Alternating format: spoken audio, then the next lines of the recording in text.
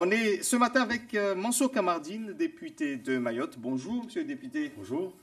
Alors, à l'Assemblée nationale, le budget pour les Outre-mer a été adopté donc mardi par 75 voix pour Lundi. 28 contre. Mais ce qui a particulièrement marqué les débats, c'est ce que disait l'opposition, le manque de transparence du gouvernement, parce que les députés n'ont pas reçu avant les débats, le document budgétaire qui détaille finalement le projet du budget du gouvernement. C'est un document assez épais, hein, 483 pages. Oui, c'est ce qu'on appelle la transversale. Et c'est un document effectivement qui permet de vérifier, s'agissant des collectivités d'outre-mer, l'ensemble des interventions, si vous voulez, du gouvernement. Et ce document, il est essentiel. La loi impose à ce qu'il soit donné avant les débats, bien avant, pas le matin, pas la veille, bien avant, pour qu'on puisse effectivement les uns les autres s'y plonger et rechercher nos billes. Il se trouve que là, sur le coup, je pense que c'était déjà le cas l'année dernière. C'est encore le cas là. On nous le remet généralement après le débat. C'était le cas l'année dernière, c'était le cas ce matin, enfin cette année, ce qui permet effectivement de ne pas, ce qui empêche de ne pas toujours voir les réalités. Et quand on l'a, on se rend compte qu'effectivement, il est très difficile quand on est ultramarin de voter ce budget. Alors, le budget a été voté néanmoins. Selon les députés socialistes des départements que je vais citer, hein, la Guadeloupe risque de perdre 220 millions d'euros, la Réunion risque de perdre 500 millions, la Martinique risque de perdre 210 millions d'euros. Vous avez fait une déclaration à travers un communiqué de presse pour dire qu'à Mayotte, les crédits 2019 sont en euros constants équivalents à ceux de 2018. Ça veut dire, quelque part, Mansour Kamardine, que Mayotte ne perd pas, mais Mayotte ne gagne pas non plus. Vous plaisantez. Quand on a un territoire comme Mayotte, on ne peut pas dire qu'on reste en franc constant. En réalité, ça, c'est les écritures. En écriture, on reste en budget constant. Mais dans la réalité, on perd doublement. On perd parce que le budget de 2017 était déjà à peu près 12% en dessous du budget de 2017. Donc déjà en 2018, nous avons subi une baisse de l'ordre d'à peu près, comme je disais, 10-12%. Si en 2019, nous restons en budget constant, ça veut dire qu'on perd encore, parce que nous avons augmenté de population.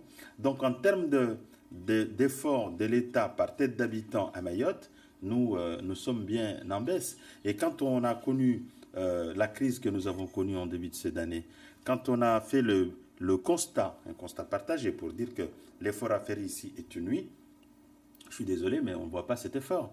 On ne voit pas cet effort. Nous, on attendait qu'on nous parle de la piste longue, qu'on nous parle des routes, qu'on nous parle de l'université, qu'on nous parle du port, qu'on nous parle de toutes ces infrastructures de base qui permettent à ce territoire de décoller économiquement, de décoller socialement. Est-ce qu'on nous parle des questions de retraite pour les Mahorais? Est-ce qu'on nous parle de l'hôpital? Ce qu'on constate, c'est que le document ou le projet de développement décrit par la ministre de l'Outre-mer au mois de mai, on ne le retrouve pas dans le document budgétaire.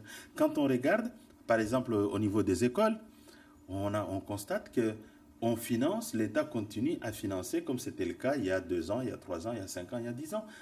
Et donc, l'effort que nous pouvions espérer, s'agissant de Mayotte, on ne le retrouve pas dans ce budget. Ce document... Et que non seulement on ne le retrouve pas, mais on donne un coup de rabot également à tous les moyens qui pourraient inciter, les moyens incitatifs d'abord à ceux qui ont l'argent de pouvoir venir investir ici et créer de l'emploi, mais également à tous ceux qui pouvaient venir ici pour travailler ne pourront pas venir. Je crois que tous les syndicats l'ont bien dit et le diront mieux que moi. Vous dénoncez le manque d'investissement structurant pour Mayotte, mais Ramlati Ali, l'autre député de Mayotte, a une autre lecture visiblement par rapport à ça, parce qu'elle elle défend ce budget et soutient justement l'action de la ministre des Outre-mer qui, grâce à ce fameux bonus de 20% du budget d'Outre-mer, dit qu'il y a là un fonds sur lequel les différents territoires d'outre-mer doivent être vigilants pour pouvoir en profiter. C'est donc aux Mahorais de porter des projets et d'en profiter.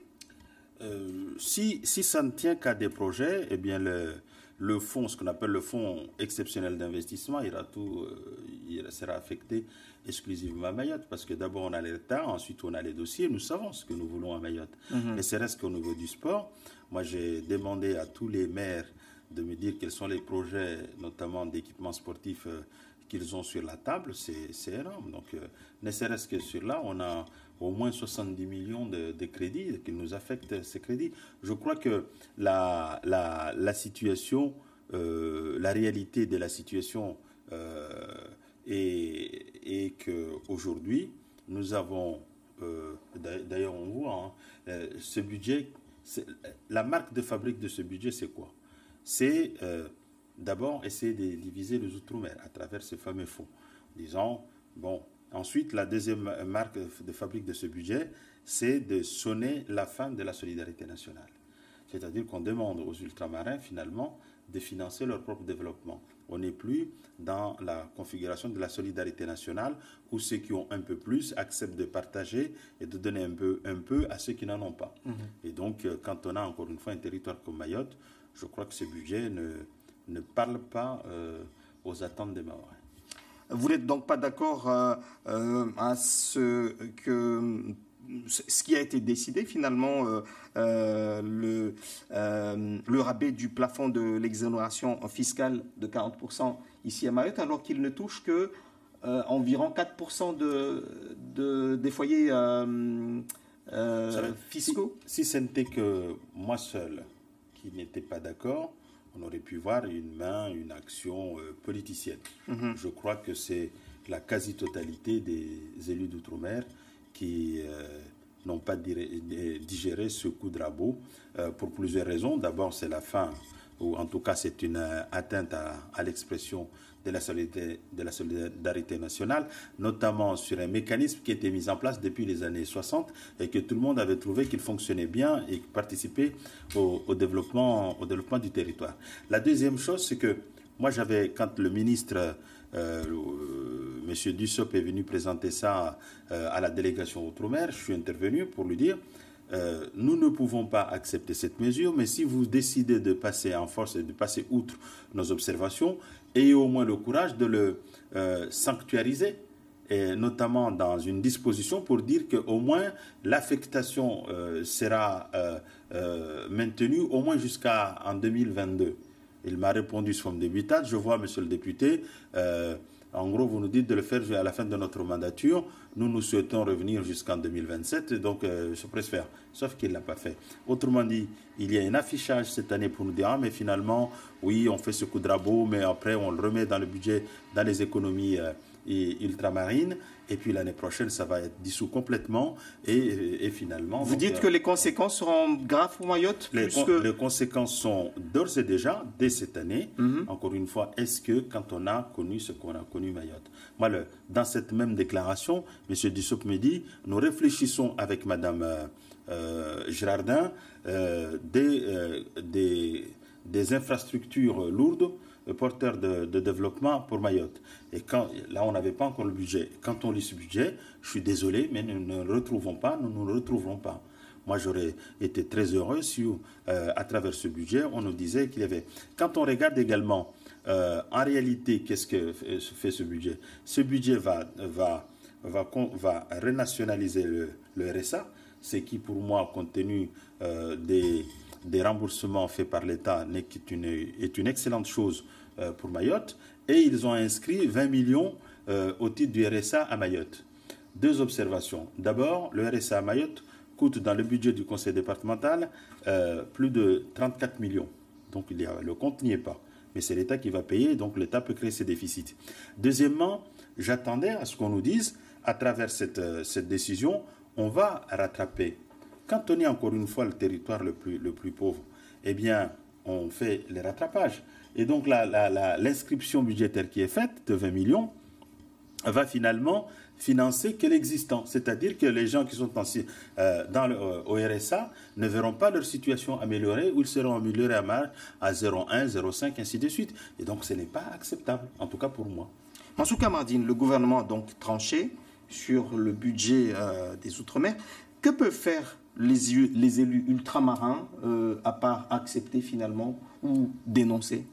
Les élus, c'est sûr que dans l'organisation des institutions de la Ve République, le pouvoir appartient au gouvernement. Les élus ont le devoir.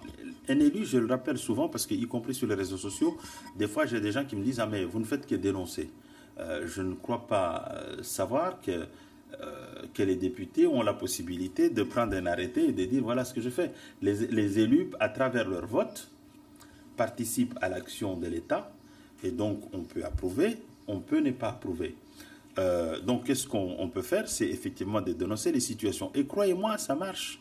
Vous savez que nous avons actuellement dans nos murs une délégation de 9 députés et l'AREM, d'En Marche, qui sont là. Pourquoi ils sont là?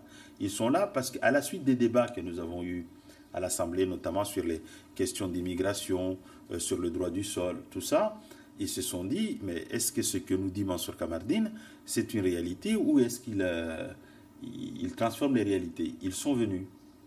La présidente de la commission des lois également est venue à la suite de ces débats. À la suite du débat que j'ai eu à l'Assemblée, notamment à la commission des affaires étrangères, une mission également est allée à Moroni pour aller constater tout ça. C'est ça le travail du député. Et donc, les députés de l'Outre-mer, y compris d'En Marche, qui ont refusé ces orientations budgétaires décidées par le gouvernement, vont certainement continuer à alerter les situations parce que nous savons, vous savez, moi, je le dis souvent, le rôle du député, c'est quoi? C'est d'alerter, d'informer et d'alerter. Ce faisant, le jour où il y a des difficultés, quand on a eu la crise que nous avons connue, le gouvernement ne pouvait plus dire qu'on ne savait pas, puisqu'il y a eu des débats, puisqu'on leur a dit les situations. Je dis aujourd'hui que ce budget ne peut pas répondre aux attentes des Mahorais, donc on est en droit, même si on ne peut pas forcément l'espérer. En tout cas, je ne serais pas surpris si demain, il y a encore des grabuges sociaux dans la rue, parce qu'il va certainement occasionner des mécontentements. C'est les fonctionnaires qui souhaiteraient venir à Mayotte nous accompagner dans notre développement, puisque notre système éducatif est encore très en retard, au point qu'il n'est même pas en mesure de fabriquer ses propres fonctionnaires. Donc nous avons besoin de fonctionnaires formés ailleurs pour venir. Ceux qui ont les investisseurs qui ont les sous, qui pourraient accompagner notre développement et créer des emplois, parce qu'ici, il n'y a aucune famille n'est épargnée dans les questions d'emploi et de chômage. Eh bien, ces gens-là vont hésiter, puisqu'ils vont être taxés comme s'ils étaient ailleurs, et par conséquent, ils n'auront pas forcément besoin de venir. Et donc, ce sont les conséquences. Il faut savoir qu'un acte budgétaire est l'acte majeur par essence et par nature de l'action politique. À travers ce budget, nous constatons que le gouvernement manque d'ambition à l'endroit de Mayotte, malgré les déclarations faites ici ou là, aussi bien par le chef du gouvernement que par les autres ministres. Alors, les élus ultramarins ont en majorité dénoncé le rabotage fiscal. Mais on n'a pas vu un lobby finalement sortir de ces dénonciations qui auraient pu peut-être faire changer les choses. C'est quoi le lobby? Encore une fois, je ne sais pas si vous regardez les sujets, mais le vote contre le budget a dépassé les clivages. Et ça, c'est pas tous les jours qu'on voit ça.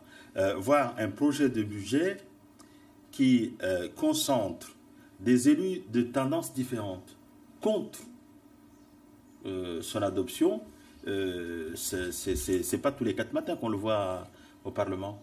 Et donc, il faut convenir que ce budget, effectivement, ne parle pas beaucoup aux Outre-mer, et même il est attentatoire aux intérêts de l'Outre-mer. On vous avait dit, il y a Mayotte, mais on va parler aussi de la Réunion, des Antilles, de la Guyane, ainsi de suite. Seul probablement est épargné le Saint-Pierre-et-Miquelon. Mais tous les autres territoires sont en grande difficulté à travers ce budget. Et vous pensez donc que dans les mois à venir, il risque d'avoir à nouveau peut-être des mécontentements, pas forcément simplement à Mayotte, mais dans tous les départements Ce n'est pas exclu, parce que les Outre-mer sont en termes de niveau de développement bien en deçà des standards nationaux. Il faut savoir, le Parlement a adopté en 2016 la loi EROM, la loi égalité réelle. Cette loi prévoit la mise en place de contrats de plans de convergence, puis des contrats de convergence. On a déjà perdu 2 ans. Mais chaque année, et c'est fait exprès, il ne faut pas rêver, c'est fait exprès, on ne met pas en place les dispositifs parce que ça demande des moyens, et donc comme on ne veut pas les donner, eh bien on tarde. Là, c'est seulement maintenant qu'on commence à parler de plans. Une fois qu'on aura parlé de plans, on va parler de contrats, ainsi de suite. Sur des sujets que nous connaissons, qu'est-ce qu'on a vu faire là dans la tactique du gouvernement? On a mis en place ce qu'on appelle les assises, et j'avais répondu à la ministre à l'époque, Mayotte n'a pas besoin de s'asseoir, elle est déjà debout, elle entend rester debout. On a fait les assises, qu'est-ce qu'il en est ressorti? Rien.